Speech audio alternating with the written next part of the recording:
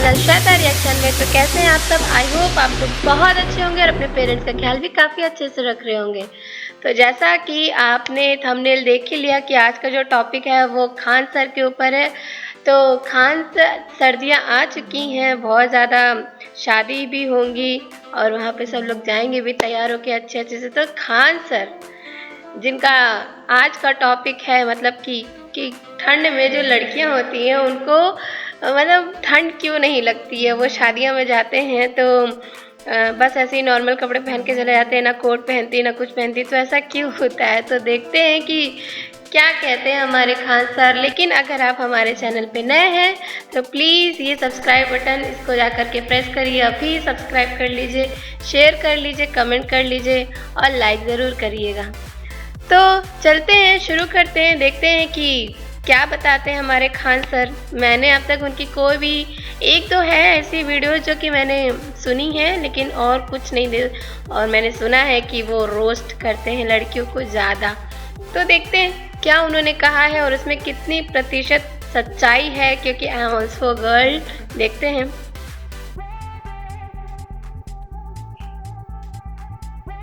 ठंड के दिन में शादी ब्याह में देखिएगा पुरुष पूरा दुनिया भर का मफलर लपेट रहेगा, कोट पहने रहेगा, तभी इसी से कांपेगा। और उसी की पत्नी को देखिएगा ना, महिला को एगो साड़ी पहन लेगी और उसी में झमकाएगी और पिछवा ना इसे काट लेगी, इतना बड़का लगेगा एयरपोर्ट है। कला उत्तक यानी एडिपोज उत्तक जो होते हैं ये वसा के बने होते हैं। इनमें चर्बी यानी वसा, फैट होता है। ये वसा हमें सुंदरता प्रदान करता है। जिनमें वसा होता है ना वो मोटे ताजे दिखते हैं, गाल फूला फूला दिखता है। और वही वसा कम रहेगा तो ढचकल पचकल टेढ़ा हो जाएंगे। अच्छा, मेरे में एडिपोज ज्यादा है। से बचाता है। देखेंगे जिम उम जाइएगा तो पूरे छाती पे मांस भर जाता है, ये मांस भर जाता है, मारिएगा तो चोट ऊपरे रह जाएगा। और हमारे तरह दुबला पतला आदमी को मारेंगे सीधे तो दिल पे चोट लग जाएगा, फेफड़ा पे लग जाएगा। तो वसा हम लोग को सुरक्षा भी देता है, समझा। वसा का एक और महत्वपूर्ण काम होता है कि वो हमें ठंड से बचाता है।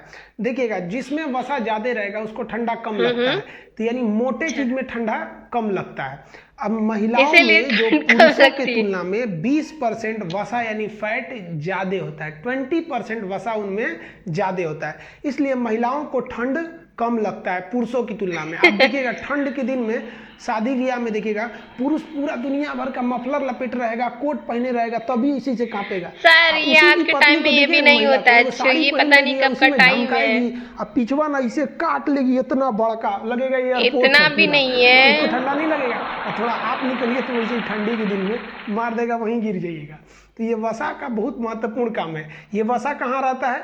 उपकला उत्तक में रहता है। तो एक वसा का काम समझ गए। ऊंट का जो कुबड़ होता है ना, कुबड़, तो लोग कहते हैं उसमें पानी भरा रहता है, पानी नहीं रहता है। ऊंट के कुबड़ में वसा रहता है। किसने बोला कि पानी भरा रहता है? आई थिंक ये जो कैमल होते हैं उनके यहाँ पर पानी वो लोग फिलअप करके रखते हैं, वसा भर जाता है। देखिए जिसका तोन निकल जाता है उनमें क्या होता है, वसा भर जाता है। मेरा भी निकल रहा है थोड़ा थोड़ा। तो देखिएगा जिनका पेट निकला है ना वो बेचारे 10 दिन से भी भूखे रहेंगे ना तो उनका पेट निकला ही रहेगा, क्योंकि उनमें क्या भर जाता है, वसा भर जाता है। महिलाएं अपने पति को शॉर्टकट में बुलाती हैं एजी। एजी का मतलब क्या था? अबे गधा।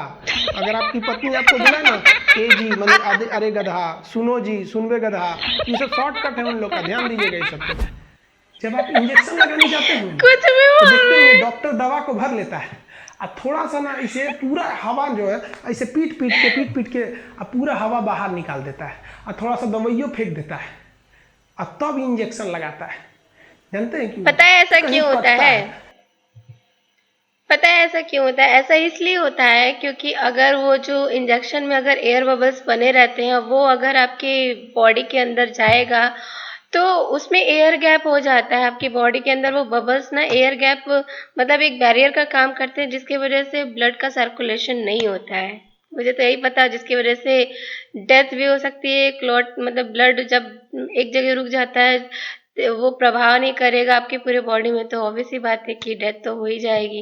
देखते सर क्या कहते हैं। तो ब्लड में तो घूम ही रहा है, थ्रोम्बोसाइट प्लेटलेट घूम रहा है, डब्ल्यूबीसी भी घूम रहे हैं, आरबीसी भी घूम रहा है, प्लाज्मा भी घूम रहा है, सब कुछ घूम रहा है। लेकिन जो मेन फंक्शन यहाँ है वो थ्रोम्बोसाइट का है। थ्रोम्बोसाइट यानी प्लेटलेट जैसे कटता है तो वो वायु के संपर्क में आ जाता है और वायु के संपर्क में आते वो बन जाता है थ्रोम्बोप्लास्टिन। ये थ्रोम्बोप्लास्टिन शरीर के अंदर बैठे हुए कैल्शियम से जाके दोस्ती कर लेता है और कैल्शियम से जाके कहता है ए कैल्शियम चाचा उठिए, सबसे बड़का दिक्कत हो गया, वहाँ कट गया, चलिए जमाया जाए। तो कहेगा कि हम कैसे जमाएंगे। थ्रोम्बोप्लास्टिन कहता है कि हमको एक आइडिया है, हमारे बॉडी में एक कुंभकर्ण है जो सो रहा है, उसका नाम है प्रोथ्रोम्बिन, इसको उठाइए। तो ये दोनों जाके उठाते हैं प्रोथ्रोम्बिन को, ए उठिए उठिए प्रोथ्रोम्बिन उठ उठ उठ उठ उठ।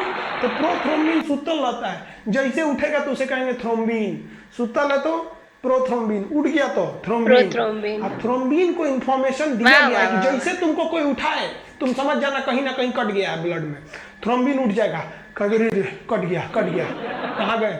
ये थ्रोम्बिन जाके उठाएगा फाइब्रिनोजेन को, कहेगा फाइब्रिनोजेन उठ उठ उठ। भैया इतने सारे प्रोसेस होते हैं आपके ब्लड को जमाने के लिए। उठ जाएगा, क्या हुआ, कट गई ब्लड निकल तो कट गया। तब ये जो थ्रोम्बिन है ये फाइब्रिनोजेन को उठा के एक्टिव कर देता है। जैसे ये एक्टिव हो जाता है तो इसे कहते हैं फाइब्रिन। क्या बन जाता है, फाइब्रिन। और यही पे कंप्लीट हो गया। फाइब्रिन जो होता है वो जाली के समान होता है। अब जहाँ कटा है वहाँ एक जाली के समान आके फाइब्रिन लग जाएगा, उस जाली के पीछे से ब्लड निकलेगा, उसमें WBC फंस जाएगा, RBC फंस जाएगा, प्लेटलेट फंस जाएंगे। तो जैसे ये फाइब्रिन जाली के समान आकृति बनाता है, जो रुधिराणु यानी कार्पल्स हैं, चाहे वो WBC RBC या प्लेटलेट हो, वो फंस जाएंगे। और जब फंस जाएंगे तो जो तरल पदार्थ है प्लाज्मा वो निकल पाएगा, नहीं निकलेगा, नहीं पाएगा, वही फंस के वहीं रह जाएंगे, प्लाज्मा निकल नहीं पाएगा। और ये WBC RBC हवा में ऐसे सूख जाएंगे, जिसे हम लोग कहते हैं पपड़ी जम गया, पूरी तरह नीचे एक चमड़ा बन जाता है। तो इस पपड़ी को नोच दीजिए, कोई दिक्कत नहीं है। पता चला कटा है, 2 घंटे बाद फिर नोच दीजिए तो फिर ब्लड आने लगेगा। अब ये देखिए, ये ब्लड के क्लॉटिंग का एक निगेटिव इफेक्ट है। अगर ब्लड शरीर के अंदर ही क्लॉट कर गया, अगर शरीर के नस में ही जाम होके बैठ गया तो वो नस फटने लगेगा और पीछे से प्रेशर मारेगा ब्लड उसको। हमारा ब्लड प्रेशर कितना होता है, 120 जाने का, 80 जाने का। और वही रास्ते में जम गया अगर ब्लड, तो क्लॉट अगर हो गया तो इधर से मार के फाड़ देगा उसको। तो अगर रास्ते में ब्लड जम गया तो फाड़ देगा नस, और इस नस के फट जाने को कहते हैं हेमरेज। इसीलिए शरीर के अंदर एक एंटी क्लॉटिंग एजेंट बैठा है जिसे कहते हैं हेपेरिन। यह हेपेरिन खून को जमाने नहीं देता है। एंटी क्लॉटिंग कौन हो गया, हेपेरिन। अब समझिए, बड़ी भारी दुविधा है भैया। शरीर के अंदर जमना नहीं चाहिए, और कट जाए तो तुरंत जमना चाहिए, इतनी बड़ी दुविधा है, क्या किया जाए। तो भगवान इतना होशियार था, पता नहीं किस यूनिवर्सिटी से पढ़ा था, उसने हेपेरिन को ऐसा ट्रेनिंग दिया कि हेपेरिन जो है ना इन सभी पर भारी पड़ता है। कहता है कि तू लोग हमारे रहते हुए कोई चक्कर पकड़ किया, काट डालेंगे यहीं पे। तो हेपेरिन अकेले भारी पड़ता है इन लोग पे, यानी हेपेरिन में और इन लोग में पूरी दुश्मनी है, क्योंकि ये सारे ग्रुप में मिल के चाहते हैं खून को जमा दे, और ये अकेले कहता है कि जमा दिया ना काट देंगे तुमको हम। तो हेपेरिन में, लेकिन इस हेपेरिन के साथ एक प्रॉब्लम है। अगर इस हेपेरिन को हवा लग जाएगा ना, यानी एयर लग जाएगा, तो ये हेपेरिन मर जाएगा। अब एक बात बताइए, दोनों में दुश्मनी था। ये कह रहा था कि हम खून जमाएंगे, ये सब मिलकर कर रहे थे खून जमाएंगे, और हेपेरिन कह रहा था कि जब तक हम जिंदा है जमने नहीं, खाली जब वो लगती है अब इंजेक्शन, हमारा बॉडी है, इसमें कहीं तो हवा जाने का रास्ता थोड़ी है, खून खत्म हो जाता है, हवा नहीं जाएगा तो हेपेरिन जिंदा रहेगा। कहेगा रे फाइब्रिनोजेन विटामिन के, चल साइड हट, कोई खून जमा दिया तो काट देंगे हम, तो हमारा बॉडी सुरक्षित रहता है। और जैसे कट जाता है, जैसे कटा तो वहाँ हवा लग जाएगा, तो वहाँ का हेपेरिन को हवा लगा कि हेपेरिन मर जाएगा। ये सब कहेंगे से चट्टा कहीं का, बोलता था कि जमा के दिखाओ, देख हम तुम्हारे लाश पे जमाएंगे, देख ए फाइब्रिनोजेन चाचा जमाइए तो जमाइए, और तुरंत वहाँ जमा देंगे सब। तो कितना बढ़िया इन लोगों के बीच एक कॉम्बिनेशन है। अंदर हवा जाएगा नहीं तो रहेगा हेपेरिन जिंदा, जमने नहीं देगा। जहाँ कट गया तो हवा लगेगा, हेपेरिन मर जाएगा, ये लोग जमा लेंगे। लोग समझ में आया।